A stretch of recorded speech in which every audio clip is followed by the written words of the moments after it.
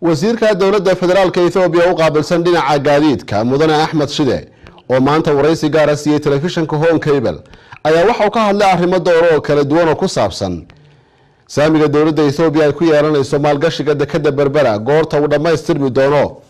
waxaana uu sheegay isagoo arintaasi ka hadlaya marka waxa leeyahay share-ka investment-ga aan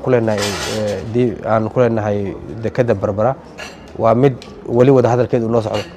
marka noocu noqonayo iyo nidaamku noqonayo marka heshiiska uu dhameystirmo ma si buuxda loo shaacin karaa ka dhigan isla waraysigaasi oo qaaday wariyaha telefishinka Home Cable Maxamed Cabdi Sheekh ayaa waxa wasiirka gaadiidka dowladda Itoobiya lagu weydiiyay su'aal ku saabsan goorta la bilaabayo dhismaha mashruuca inta badan soo jiitamayay loo yaqaano Berbera Corridor oo ah jid isku xiri doona Wajaale iyo sidoo kale Berbera arinta ka horeysa ee ugu muhiimsan waxa weeye heshiiska saddex geed soodka investmentka porka inaan dhameystirno si degdeg ah muddo buleyn gudaheed in lagu dhameystiro oo investment share-ka iyo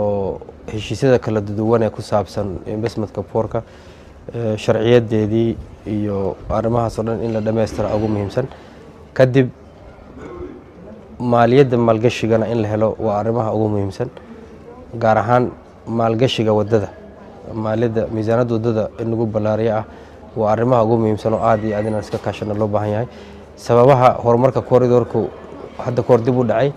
waa wadada tayada ama kartida wadada wali aad u hooseysa marka corridorku inuu noqdo corridor buuxo export import facilitationka uu sahlo wada tayo leh oo xamilaadaas heli kara waa in la helo marka taasna marka waa mid aan ka wada shaqeyn doono marka investmentga hadda aan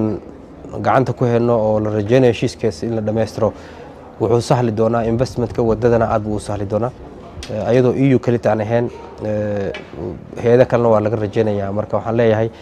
in kastoo ay raagtay oo la hadalay in badan hadda ugu dhowdahay wasiir Axmed Shide ayaa sidoo kale waxa wax laga weydiiyay arinta ku saabsan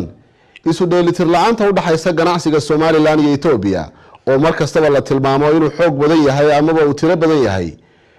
dhanka Itoobiya oo ka badan Soomaaliland marka loo eego waxyaabaha la isdhaafsado ay dhoofiyaan labada dhinac waxaana arintaas uu kaga jawaabay dhinaca kale ma aha